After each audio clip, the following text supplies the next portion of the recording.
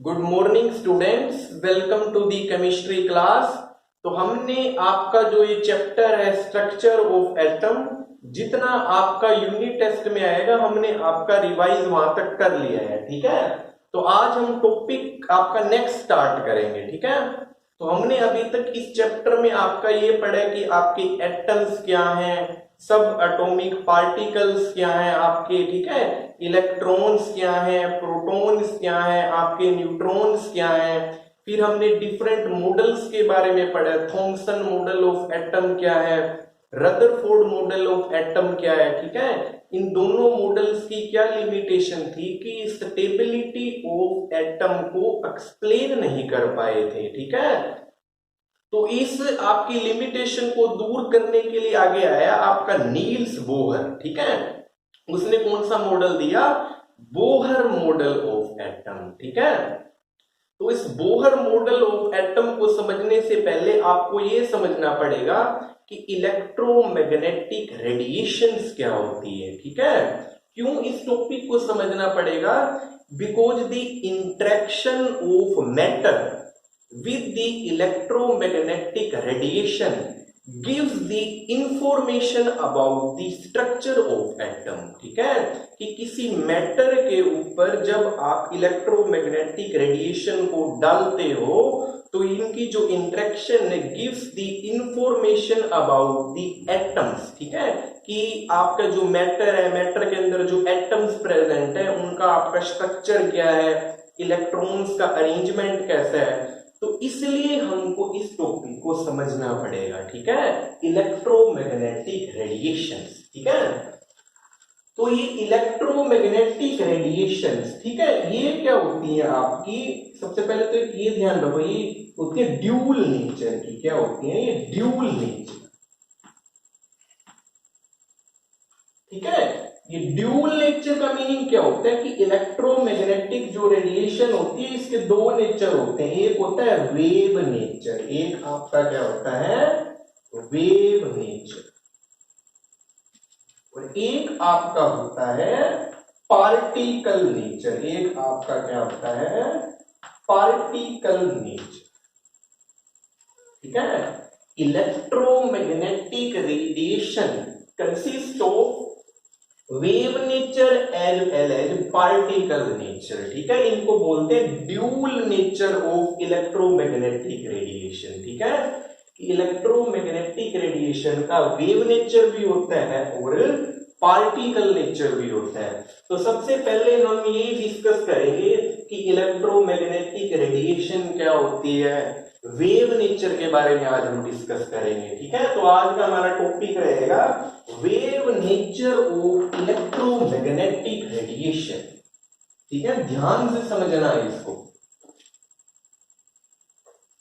तो आज का हमारा टॉपिक है wave nature of electromagnetic radiation,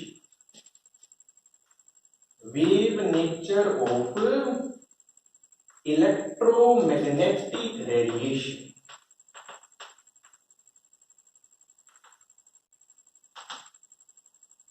ठीक है, सबसे पहले ये समझो कि इलेक्ट्रोमैग्नेटिक रेडिएशन क्या होती है। इलेक्ट्रोमैग्नेटिक रेडिएशन जो आपकी किसने एक्सप्लेन करी थी, जेम्स मैक्सवेल।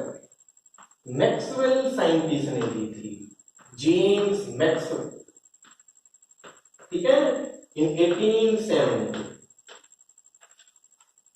देखो नाम से ही क्लियर है, इलेक्ट्रोमैग्नेटिक, इलेक्ट्रो का मीनिंग क्या होता है, इलेक्ट्रिक फील्ड। क्या होता है, इलेक्ट्रिक फील्ड। ठीक है, मैग्नेटिक का क्या मीनिंग होता है, मैग्नेटिक फील्ड। क्या होता है आपका मैग्नेटिक फील्ड। ठीक है, तो जेम्स मैक्सवेल ने आपका क्या कहा था कि व्हेन चार्ज पार्टिकल, कि जब कोई आपका चार्ज पार्टिकल मूव करता है, when any charge particle moves, when charge particles moves under acceleration, मतलब हाई स्पीड से, moves under acceleration, then electric and magnetic field are produced. Then electric and magnetic field. Then electric and magnetic field are produced and transmitted in the form of wave. In the form of wave. In the form of wave. Wave की form. ठीक है, इसी को बोलते हैं हम आपकी electromagnetic radiation. ठीक है, तो इलेक्ट्रोमैग्नेटिक रेडिएशन क्या होती है? Which consist of electric and magnetic field. ठीक है, in which the electric and magnetic field in the form of wave, waves की आपकी फॉर्म में हो। ठीक है, तो इसको डिफाइन कैसे करेंगे कि when a charged particle moves under the acceleration, कि जब कोई आपका चार्ज पार्टिकल मूव करता है हाई स्पीड से, then electric and magnetic field are produced and they produce in the form of wave. किसकी फॉर्म में प्रोड्यूस होते हैं? वो वेव्स की फॉर्म में, and these waves are called the electromagnetic radiation. ठीक है, ये बेसिकली आपकी किस टाइप की होती है? इस टाइप की। इसको ध्यान से देखो।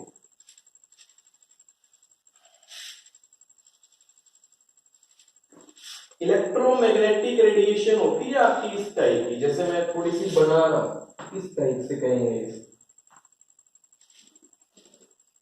ठीक है, electromagnetic radiation consist of electric field in which electric field E, मैं एक सिंपल सा स्ट्रक्चर बना रहा हूं, electric field E and magnetic field B are perpendicular to each other. ठीक है, and they are also perpendicular to the direction of propagation of wave. इस तरह से। ठीक है, तो इलेक्ट्रोमैग्नेटिक रेडिएशन आपकी क्या होती है? which consist of electric field and magnetic field which are mutually perpendicular to each other and they are also perpendicular to the direction of propagation of wave। कि जिस डायरेक्शन में आपकी वेव जा रही है, ये इलेक्ट्रिक वेक्टर और magnetic vector क्या होते हैं? उसके परपेंडिकुलर होते हैं। ठीक है, तो ये है आपकी direction of propagation of wave. Direction of propagation of wave. ठीक है, इसको हम कुछ ऐसे भी बना सकते हैं। ये तो मैंने सिंपल समझाने के लिए आपको बताया। ठीक है, जो आपका ये बुक में बना रखा है ऐसे बना रखा है, जैसे ये आपका इलेक्ट्रिक फील्ड कंपोनेंट है। ठीक है, और ये आपका यहां दे रखी इन्होंने वाई एक्सिस। ठीक है, और ये आपका है मैग्नेटिक फील्ड कंपोनेंट इस टाइप से। ये थोड़ा सा बुक में देख लेना। ठीक है, तो बेसिकली इलेक्ट्रोमैग्नेटिक वेव क्या है कि विच consist of electric field and magnetic field. ठीक है, and these are perpendicular to each other and they are also perpendicular to the direction of propagation of wave। कि जिस डायरेक्शन में आपकी वेव जा रही है, ये उसके भी क्या होती है? परपेंडिकुलर होते हैं। ठीक है, और जो आपकी लाइट होती है, मैं कहूं लाइट क्या है आपकी? तो लाइट भी सिंपली क्या है आपकी? इलेक्ट्रोमैग्नेटिक रेडिएशन है। ये एक इलेक्ट्रोमैग्नेटिक वेव है। लाइट किसकी फॉर्म में चलती है? वेव की फॉर्म। ठीक है, तो लाइट भी आपकी बेसिकली क्या है? एक इलेक्ट्रोमैग्नेटिक वेव का पार्ट है। ठीक है, तो इसमें क्या होते हैं? जो इलेक्ट्रिक फील्ड है, मैग्नेटिक फील्ड है, ओसिलेटिंग होते हैं, ओसिलेट करते हैं। ठीक है, और क्या होते हैं? Perpendicular to the each other and also to perpendicular to the direction of propagation of wave. ठीक है, तो जेम्स मैक्सवेल ने ये कहा था कि जब कोई आपका charge particle with high acceleration move करता है, then they produce the electric and magnetic field, and these electric and magnetic field transmitted in the form of wave, and this wave is called the electromagnetic radiation या electromagnetic wave भी बोल सकते हैं। And light का भी आपका क्या nature होता है, आपका वेव नेचर होता है, ठीक है, according to electromagnetic radiation theory, ठीक है। लाइट भी आपकी किसकी फॉर्म है, रेडिएशन की फॉर्म है, ठीक है। और ये जो आपकी इलेक्ट्रोमैग्नेटिक रेडिएशन है, इसका एक आपका पॉइंट क्या है, these wave can also move in vacuum. ये क्या है, आपकी वैक्यूम में भी मूव कर सकती है, ठीक है। जैसे आपकी साउंड वेव है, वो भी आपकी वैक्यूम में मूव करती हैं, तो इनको भी किसी मीडियम की जरूरत नहीं है, they can also move in vacuum, भी आपकी वैक्यूम में भी मूव कर सकती हैं, ठीक है। तो इलेक्ट्रोमैग्नेटिक रेडिएशन भी आपकी डिफरेंट टाइप्स की होती है, वो देखो कौन कौन सी होती हैं।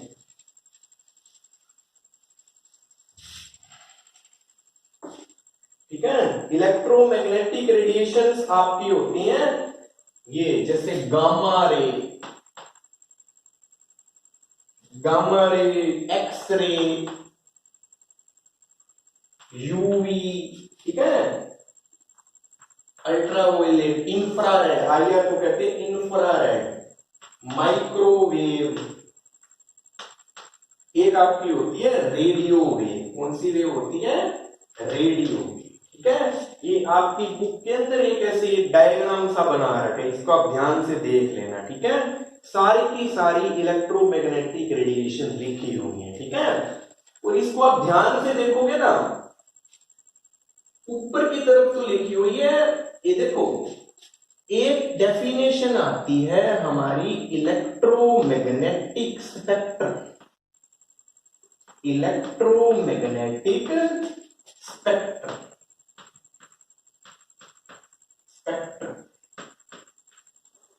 ठीक है।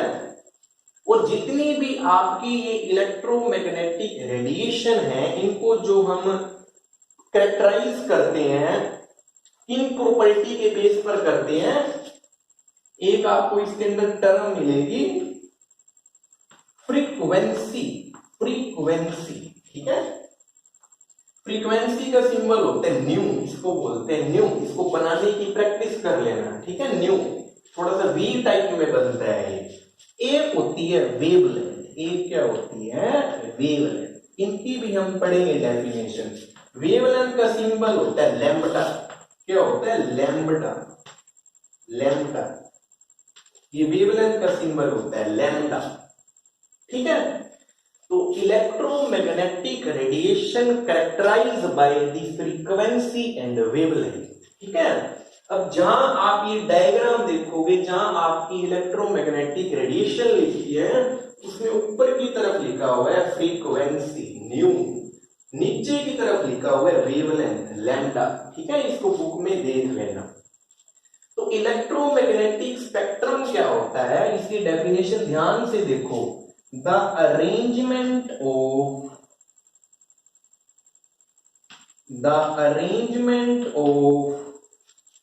electromagnetic radiation, arrangement of electromagnetic radiation, ठीक है, according to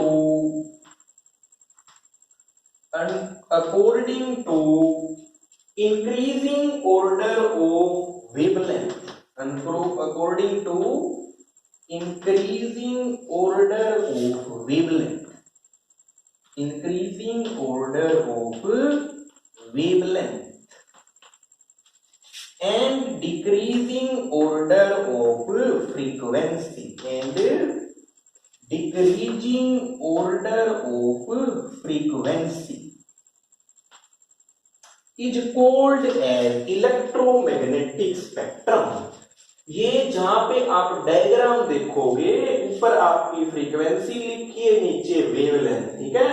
फ्रीक्वेंसी की जब आप वैल्यू देखोगे डिक्रीज हो रही होगी, और जो वेवलेंथ की वैल्यू है वो आपकी क्या हो रही होगी, इंक्रीज हो रही होगी। ठीक है, इसको डायग्राम में देख लेना। तो ये जो अरेंजमेंट होता है, arrangement of electromagnetic radiation according to increasing order of wavelength, कि जिस डायरेक्शन में जा रहे हो तो वेवलेंथ आपकी इंक्रीज हो रही है एंड फ्रीक्वेंसी आपकी इनकी डिक्रीज हो रही है।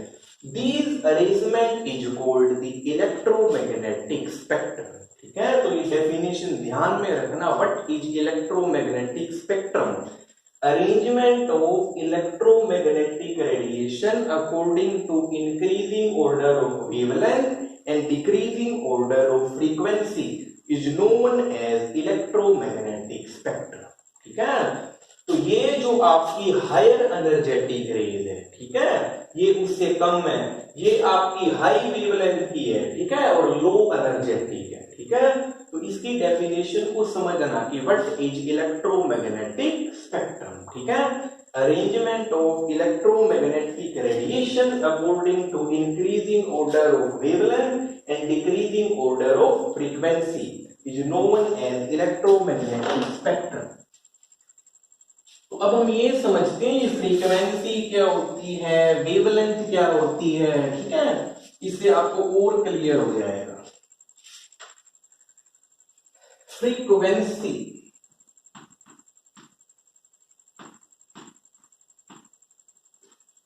फ्रीक्वेंसी का सिंबल होता है न्यू।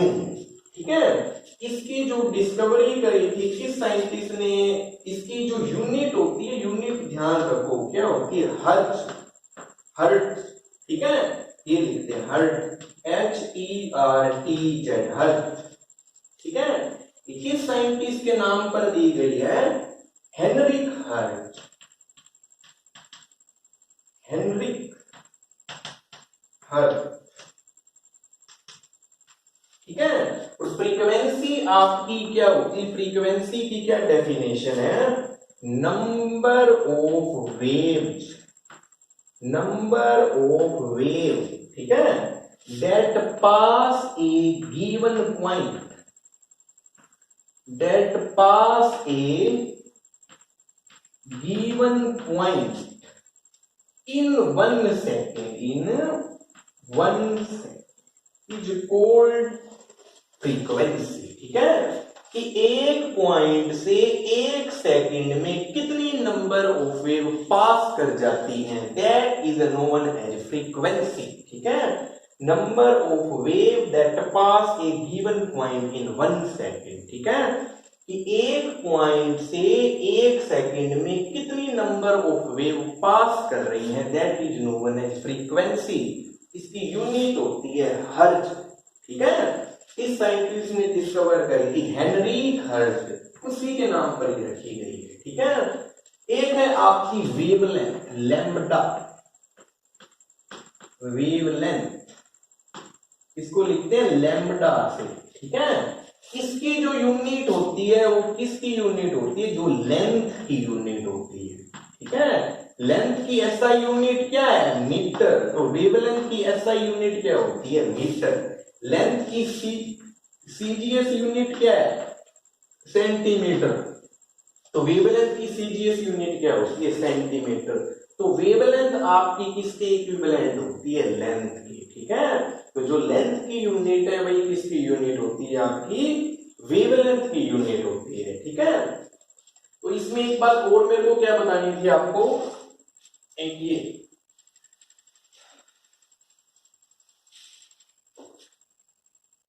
जो आपकी, जैसे आप जब ये डायग्राम देखोगे, जो आपकी रेडिएशन 10 की 15 हर्ट्ज की रेंज में आएगी, इस रीजन को बोलते हैं विजिबल रीजन। ये कहां आएगा आपका, विजिबल रीजन। ठीक है जी, इस डायग्राम पे आप देखना। ठीक है, visible region, visible region meaning VIBGYOR. क्या मीनिंग होता है इसका, विबग्योर। ठीक है, violet, indigo, blue, green, yellow, orange, red. ठीक है, ये आपका वो रीजन होता है जहां आपको कोई ऑब्जेक्ट विजिबल होता है, आपको क्या कलरफुल दिखाई देता है। ठीक है, विजिबल रीजन में जहां आपको कोई ऑब्जेक्ट आपकी आईज को दिखाई देता है, तो इस रीजन को बोलते हैं विजिबल रीजन। ये किसकी कितने की रेंज में आता है, जब फ्रीक्वेंसी हो 10 की 15 हर्ट्ज, ठीक है। एक आपका इनमें होता है इंफ्रारेड, इंफ्रारेड होता है 10 की पावर 13 हर्ट्ज फ्रीक्वेंसी के अराउंड, ये होता है आपका इंफ्रारेड रीजन, आईआर रीजन बोलते हैं। क्या बोलते हैं, आईआर, इंफ्रारेड, क्या बोलते हैं, इंफ्रारेड, ठीक है। इसकी फुल फॉर्म होती है violet, indigo, blue, green, yellow, orange, red, इसको बोलते हैं विबग्योर, ठीक है, आपको ध्यान में रखना हो तो। और ये जो इंफ्रारेड रीजन है ये आपका कहाँ यूज होता है, हीटिंग के लिए, कहीं कुछ हीटिंग करनी, तो ये कुछ 2-3 आपको रीजन दे रखे हैं, इनको आप देख लेना, ठीक है। मेन आपका ये है विजिबल रीजन, ठीक है, जहां आपको कोई ऑब्जेक्ट विजिबल होता है। और in all type of electromagnetic radiation, vacuum के अंदर क्या है, in vacuum all type of electromagnetic radiation, X ray, gamma ray, UV ray, आपकी radio wave travel with the same speed, कितनी स्पीड से ट्रेवल करती हैं, 3 × 10⁻⁸ मीटर पर सेकेंड, क्या। In vacuum, all the electromagnetic radiation, ठीक है, irrespective of their wavelength, travel with the speed, same speed of light, कितने की, 3 × 10⁸ मीटर पर सेकेंड, ठीक है, इतनी स्पीड से ट्रेवल करती है। और ये जो 3 × 10⁸ मीटर पर सेकेंड है, इसको बोलते हैं स्पीड ऑफ लाइट, क्या बोलते हैं, स्पीड ऑफ लाइट। याद रखो इसकी वैल्यू कितनी होती है, 3 × 10⁸ मीटर पर सेकेंड। इसको सी से लिखते हैं, किससे लिखते हैं, स्मॉल सी से।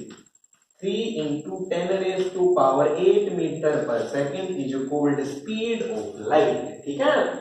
देखो एक आपकी कैरेक्टरिस्टिक्स में फ्रीक्वेंसी आ गया, एक आपका वेवलेंथ आ गया लैम्डा, एक आपका आ गया स्पीड ऑफ लाइट। इनके बीच में एक मैथमेटिकल रिलेशन होता है, very very important, which is used for calculation in the numericals, ठीक है।